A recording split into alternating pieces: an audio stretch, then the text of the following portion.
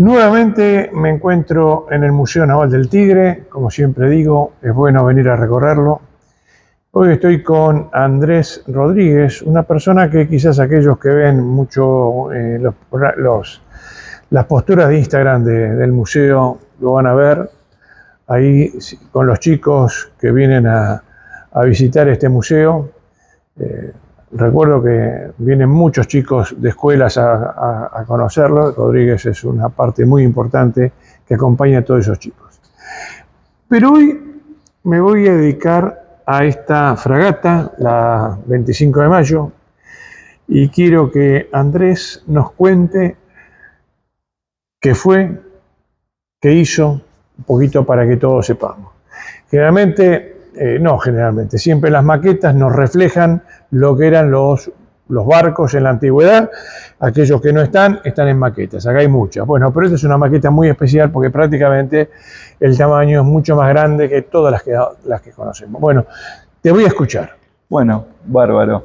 El modelo, como usted dijo, es muy especial porque vamos a empezar con la historia, vamos a ir armándola como un rompecabezas. El modelo fue construido en el puerto de Buenos Aires, en los talleres del Arsenal Naval, y terminado de construir acá en Tigre, y representa la fragata 25 de mayo, a raíz de un estudio que hizo el capitán Rato, que era director del museo en ese entonces, con un estudio a partir de las... Y bueno, hicieron un estudio que tuvo mucha implicancia arqueológica para determinar qué tipo de barco era, se sabía. Y bueno, y la idea era reproducir en primera instancia un plano y después hacer un modelo.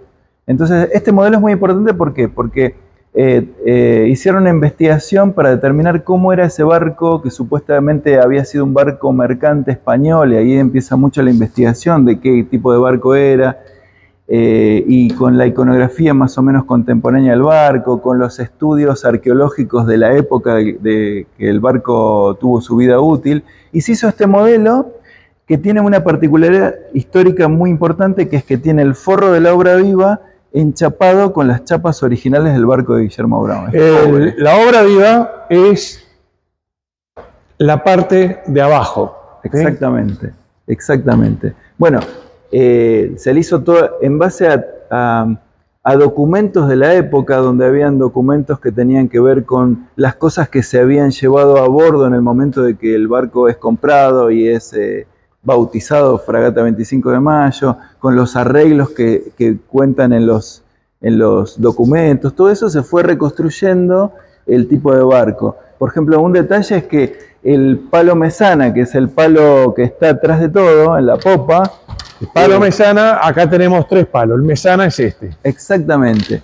Por el tamaño del barco y la cantidad de cañones, hay una diferencia entre una corbeta y una fragata. Se sabe que este barco tenía velas cruzadas en el palo mesana y eso ya lo convierte en una fragata. Tuvo 36 cañones. Una corbeta llegaba a tener 28 cañones. Entonces, y además hay documentos donde el mismo almirante Brown la nombra fragata. O sea, no hay duda de eso, porque era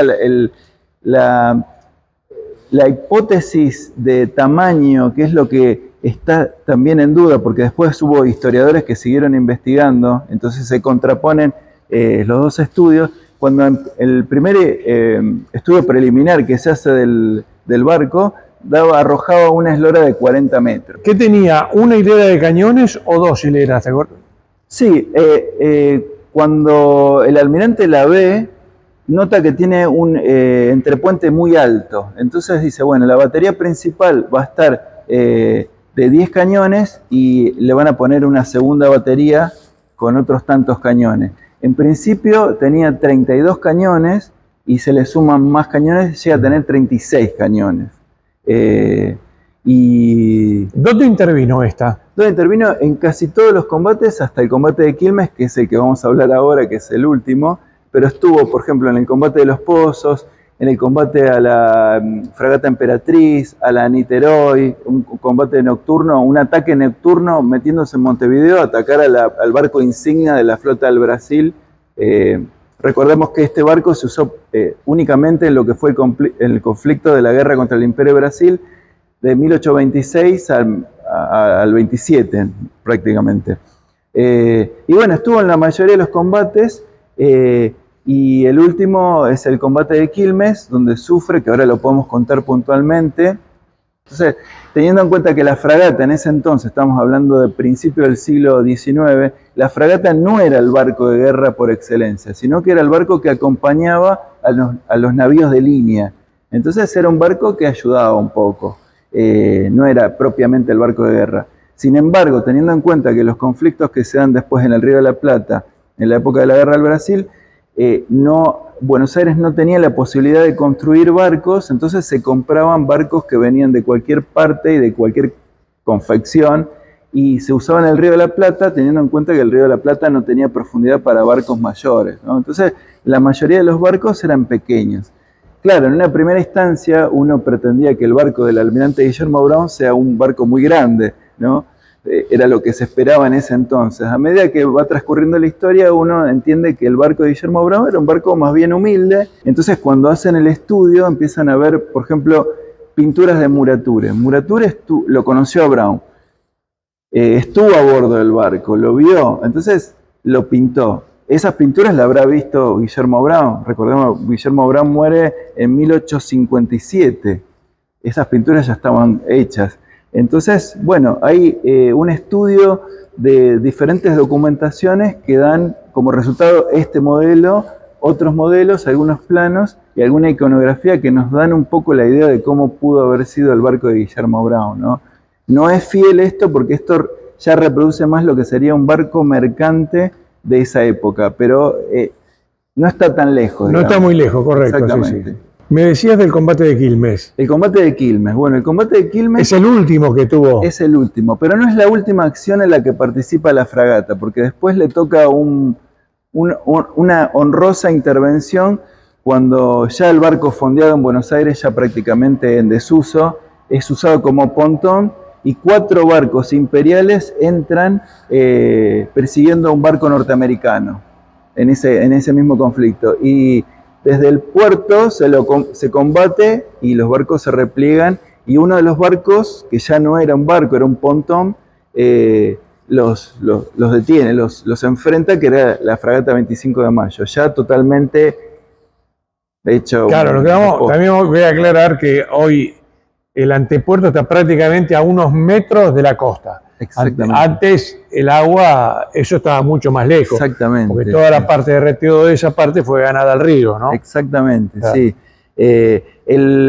La mayoría de los barcos en ese entonces fondeaban en lo que eran los pozos, que es donde hoy está el Sheraton, la Torre de los Ingleses, el Edificio de Libertad. Todo eso era lo que se llamaba el fondeadero de los pozos, que cuando el río estaba calmo se tiraba el ancla ahí.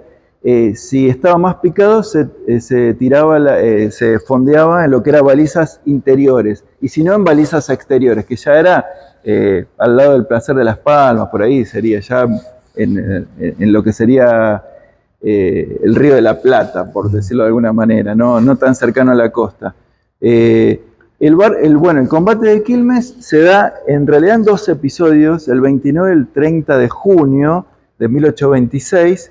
La idea del almirante era, con una pequeña flota de alrededor de 10 barcos, un poco más, eran barcos de estas características, acompañados de unas cañoneras, que eran una especie de bote con vela, con un cañón en proa.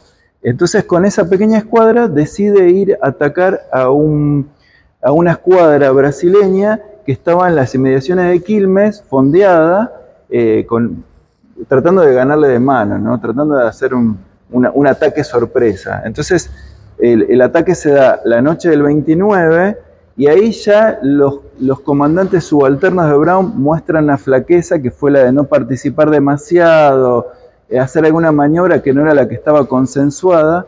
Entonces, al otro día, bien temprano, 4 de la mañana, Brown con la escuadra intenta cortar la línea enemiga de los brasileños para generar un duelo de cañones con barcos. Los brasileños tenían alrededor de 20 barcos, un poco más. También tenían una escuadra de 16 barcos de este tipo, acompañada de cañoneras, que se le suman más barcos que venían de Colonia. Entonces forman una escuadra importante. Brown no se achica, ya había acontecido el combate de los pozos, donde con una escuadra muy inferior logra repeler el ataque imperial, así que se podía dar una victoria tranquilamente. La cuestión es que en el momento que van a atacarlos, la única embarcación que sigue las aguas de la fragata 25 de mayo es la goleta Río de la Plata, comandada por Leonardo Rosales. El capitán de la fragata era Tomás Espora y a bordo estaba la insignia del almirante Brown. Van a atacarlos y bueno, el combate se resuelve de esa manera. Dos barcos que enfrentan a una escuadra muy superior. La goleta Río de la Plata se acerca por la popa de la fragata y trata de estar cerca para un inminente abordaje. ¿Qué es lo que no pasó? Se esperaba eso, un duelo de cañones donde se acercaban los barcos imperiales, donde iban a tratar de abordar el barco. No se dio eso, estaban todos esperando. Desde el barco, creo que era el Caboclo del Imperio de Brasil, estaba el capitán Greenfield, que le dice en inglés a Guillermo Brown en un alto, lo invita a tomar el té a la cámara. Era una manera de rendirse honrosamente. Brown le dice que sigue el combate, y luego de ese intercambio de palabras hay un intercambio de disparos, y uno de esos disparos le arranca un brazo a Greenfield. Greenfield mucho tiempo después de terminar la guerra, va a ir a visitarlo a Brown a su casa, incluso, y hablan de ese episodio. Y bueno, la cuestión es que ya pasado el mediodía, el combate termina, algunos lanchones de Buenos Aires logran entrar al combate y empiezan a remolcar los barcos, y además los brasileños también tenían miedo de quedar varados. Entonces hay una situación donde el combate se diluye, los barcos vuelven a Buenos Aires, Brown trasborda el República, que creo que era un bergantín, un barco de inferior tamaño, lo increpa al capitán, a Clark, le dice algo así, no textualmente, pero le dice algo así como: me da vergüenza verlo con el uniforme de mi patria, yo no conozco más valientes que Brown, Espora y Rosales, salga usted de mi vista, y lo manda preso. Con ese barco intenta retomar el combate, y la fragata es remolcada. Tomás Espora estaba muy lastimado, parecía que iba a morir, que no iba a sobrevivir el combate. En el barco de Rosales, la goleta, que era muy pequeña, los marineros todos le faltaban la manga de las camisas y de los pantalones, porque con esa tela habían hecho los saquetes para la pólvora, porque se habían quedado sin carga. Bueno, saquete, explico por las dudas, es lo que se usa para quemar, para iniciar la pólvora. Es decir, se llama saquete porque son especiales. Bueno, ellos lo armaron con su propia ropa. Exactamente, que ahí Rosales hace una nota para que el gobierno le devuelva la ropa en algún momento. Todo eso está documentado, es buenísimo porque todo eso figura en los documentos, ¿no? En los archivos. Bueno, la cuestión es que vuelven a Buenos Aires, el barco lo fondean en Los Pozos, y a los pocos días dos carpinteros la inspeccionan para ver cómo arreglarla. La cuestión es que arreglarla le salía 19.000 pesos de entonces, sin tener en cuenta la arboladura, las velas, los mástiles, no, el casco, arreglar el casco para que el barco siga flotando, salía 19.000 pesos. El barco, cuando lo compran, salió 25.000 pesos. Entonces... Y ahí queda. Y ahí queda. Y ahí queda. ¿Y cómo lo encuentran? ¿Cómo lo encuentran? Bueno, el barco se hunde luego de una sucesión de una bajante y una sudestada. Se aconcha junto con otro barco que se llamaba Florida, y hay una sudestada, y bueno, se le abren las costuras, se hunde. Quedó señalizado. Y así se perdió. Así se perdió. Hasta que en el año 1933. Bueno, y encontraron los restos. ¿Vamos a ver los restos? Vamos a ver los restos, sí, que se conservan en este museo. Dale.